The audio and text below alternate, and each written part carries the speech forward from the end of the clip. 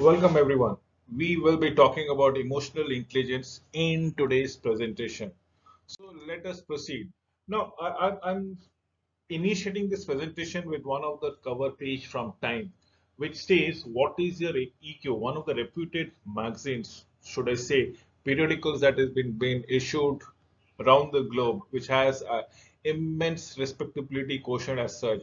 It starts with a particular front page thing, as in what is your EQ. Remember, what does it further goes around to say is around it. It is not your IQ, the intelligence quotient, if people are not uninitiated.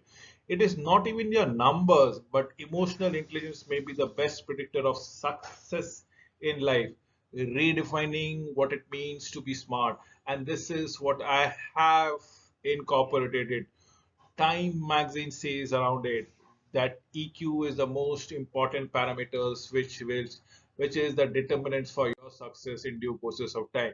So emotional intelligence, as in the definition thereby, is the ability to recognize and understand emotion. Now that is what emotional intelligence is all about, to understand emotions, right? But if it is can be understand the emotional of not only self but also of others, and to capitalize upon those understanding for your betterment, and that is what we are looking to it, using this awareness to manage yourself and probably the relationship with others, is what we are looking as emotionally intelligence, right? Now this is the definition of EI. Aristotle, allow me to quote Aristotle. Anybody can become angry, and it is very easy also. But to be angry with the right person and to the right degree and at the right time for the right purpose in a right way, that is not within everybody's power and is much difficult too. So that is what Aristotle says. You should have display a quantum of emotion which is appropriate for the right person, the right time, and the right elaborations towards it. Anything, any misappropriation as far the quantum is considered is difficult, and probably it will not yield the desired result. Again, to understand what did Aristotle say, I'm been quoting Aristotle outright out here. Anybody can become angry. That is easy. But to be angry with the right person and to the right degree and at the right time for the right purpose in the right way, that is simply within, not within us, everybody's power, and it is not easy. So next thing is a brain. I have shown a picture of your brain. Now, brain is what encapsulate your thought process, your behavior, your intention, your values, your principles, your standards. That is being embodied in your brain as in. Now, brain has two things, which has a rational impact, wherein you think rationally, and there's a limbic system which in you feel for it. The spinal cord enters the brain is from here, so we have the feeling concepts out in near to the spinal cord approximately, whereas the frontal cortex, or should I say the amygdala is now supposedly a technical term for the front end of your brain, right near your forehead, which is all about being rational in the things. Now this is what the science behind emotional intelligence is concerned around here. You should ensure that EQ affects the ability to perform and keep yourself well-traveled connection between rationality and the feeling that comes around it from the spinal cord. And remember, the first skills of emotional intelligence is what you see. What you see is what is very important as far as personal competence is concerned. What you see, and as well social competence would be your social awareness, so something which is based on a personal capacity, self-awareness, and something on social or community capacity is your social awareness. Now this is where you start with managing as to what you have seen is enough. Now what you do about it, if you can manage it, and a personal competency is self-management. But when you can do it with the help of the society or the community, that is all about relationship management. And this is the emotional intelligence. The four skills of emotional intelligence is self-awareness, self-management, social awareness, and relationship building. I'm just giving an example for you to understand. This is just a positions of EQ versus job title. You look at the supervisory and the managers; they have to be on a higher. What am I saying? They have to be on a higher emotional quotient, or should it be understood or interpreted that the successful supervisor and more successful the manager is, the higher the EQ that they display. And if you have less EQs on these two positions, probably you are not as successful as you desire or destined to be. Absolutely. Similarly, for director, executive, and C-suite person altogether who are looking into the clerical works and things like that. So that is what emotional quotient is all about. It. If you look at the condition, the number of people that you interact, if you have to be successful, your emotional quotient has to be on a higher pedigree altogether, and that is what is requirement often promote based on intellects rather than instead of EQs, as the case might be. We'll talk about Thomas Cullen. The greatest fault is to be conscious on one, and that is what we are looking for it every now and then. The greatest of all fault is to be conscious on one, as the case might be, is about self-awareness. How aware are you? Ability to actually perceive your own emotion. Stay aware of your emotion as and when they happen, and keep on top of what you do and how you intend to respond. And this is all about self awareness, as the case might be. Improving the self awareness is to know yourself. What are you good at it? See yourself for what you are. What do you think you feel? Watch your emotion like a hawk. Even physiological signs, as the case might be. I would recommend the fact that everything is done about yourself only. Backtrack your emotions in a difficult conversations or meeting. Use peer sharing, peer or supervisors, as the case might be. Own your actions. Take full responsibility for what you say and what you do. This is how you own your actions as far as responsibility is concerned. You need to follow the path that you tread upon it, and no matter what the consequences is all about, at the end of the path you should be sure to accept it with open mind and open heart as what needs to be done. So, use of awareness to self-manage. Now, how do we go around it? It is another classic example which been stated by Plato, as the case might be, which is everything, which is the first and the best victory is to conquer yourself. Absolutely yourself, the first and the best victory. Self-management is the ability to use awareness of your emotions to stay flexible, positive, direct your behavior, managing your emotions reactions to all the situation that is being present out there in the field, as the case might be, is what the using of awareness to manage self. Remember the pic that I've showed you in this particular slide is where this particular lady is actually shouting and probably has lost her temper. What are the trigger that makes you want to blow? An emotional gasket where you actually burst off, you actually have a blast, and not even bothering for what the other person is thinking, as the case might be. This is where you have lost control over yourself and you are not able to manage self thereby. So, emotional red flags. Let us understand the emotional red flag. At times what happens.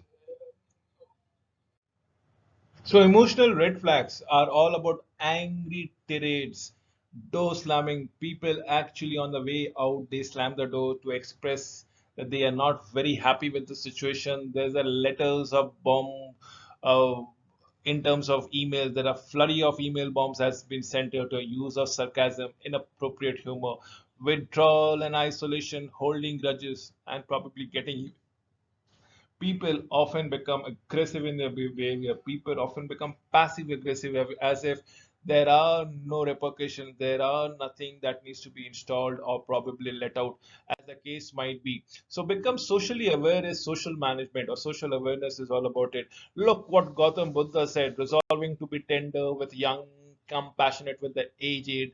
sympathetic with the striving and tolerant with the weak and strong. Sometime in your life you have been all of this. You have been aged, you have been striving, you have been weak and wrong, and we have gone through all the phases. And only if we can show something with the young as a tender, compassionate with the aged fellows, and the sympathetic with the striving, and tolerant with the people who are wrong and weak probably. This is what social awareness is all about, it, the ability to accurately pick up on emotions in other people. And that is what we are aspiring to look forward.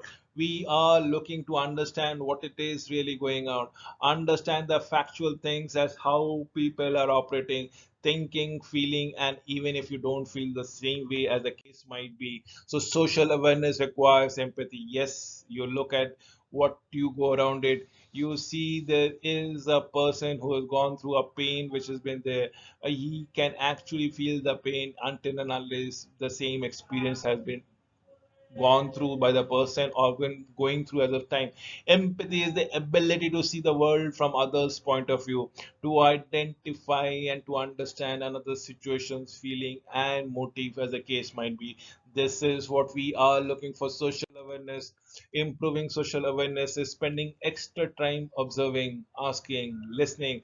You are talking, you are happy, you are excited, you are ecstatic, you are energetic, you are roused, you are tender, you are loving, you are warm hearted, you are scared, you're tense, you're nervous, you're jittery, you're angry. If you look at it, what we have said, there is furious, there's madness, there's upset, there's a person who's sad. Now, I'm talking about what are the various emotions that people actually undergo in spending extra time observing, asking for asking for listening, maintaining eye contact, giving the speaker your full attention, play back and summarize, try on the shoes, suspend your judgment, read the body language, try to find, read things between the lips and the cup. You will see there might be a lot of slips out there. You might see a lot of meaning out there. Read between the lines, decipher the emotions, aim, speech, tone.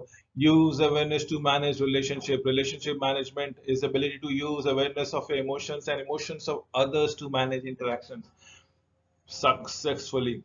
Ensure clear communication and effective handling of conflict.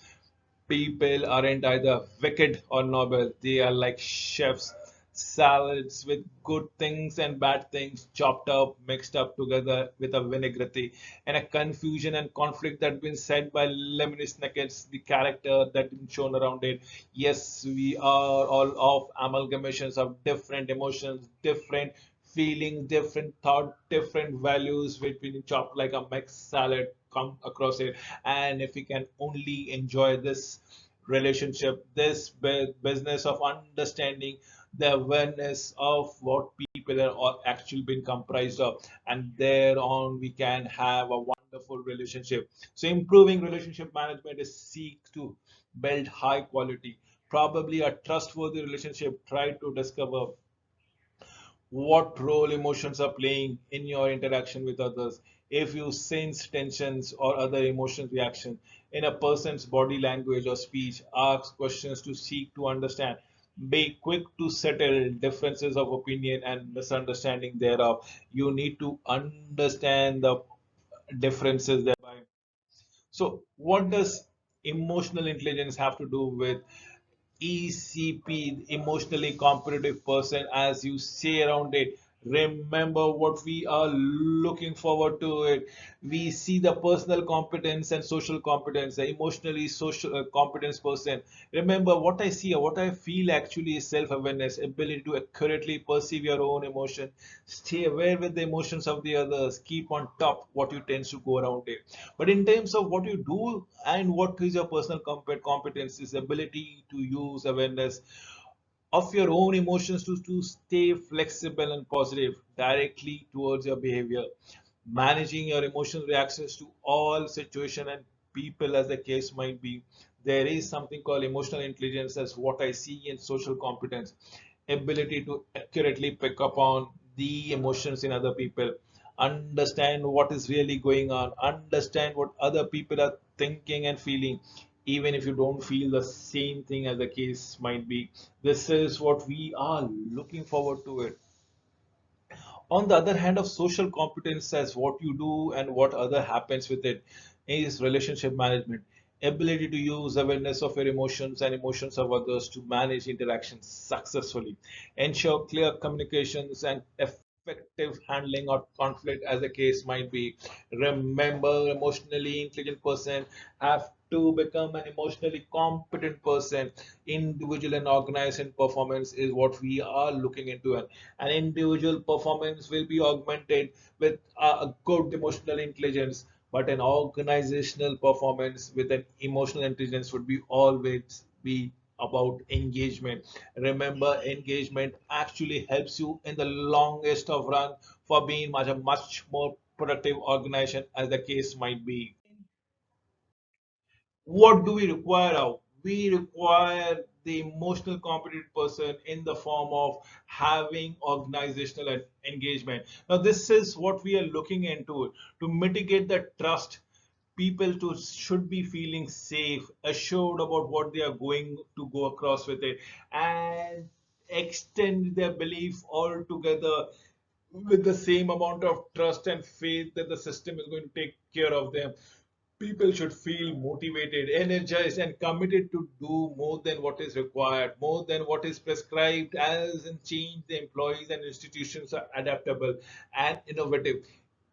Teamwork, people collaborate, communicate to make the challenges, executions of all our individuals being focused and accountable as the case might be. And that is what we are looking forward to it. Motivation, change, teamwork, and emotion as the case might be. Yes, this is been built on trust. This is built on strategies, people, and operations. Yes, we have an emotional intelligence have to do with an emotionally competitive person that is competent in terms of motivation, in terms of change, in terms of teamwork, in terms of execution. We are managing the people, we are managing the organization, we are improving upon the strategies and the operational vices. Remember, these are nothing but planning on a longer horizon and a shorter duration of time. These are all about getting that purpose and under the same roof. If only they have the trust, if only they are willing to change, work in cohesion with one another.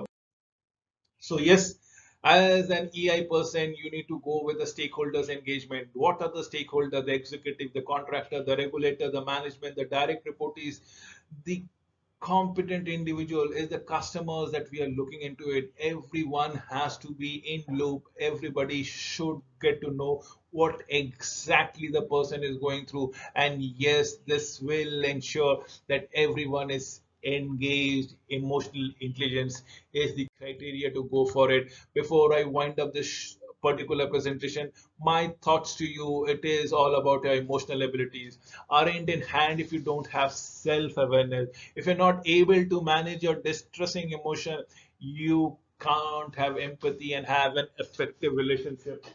No matter how smart you are, no matter what you are going far or quicker as the case might be, this is what we look into it. As an emotionally intelligent person will take you the distance, will ensure that when you reach your objective, when you reach your goal, you are not alone by yourself.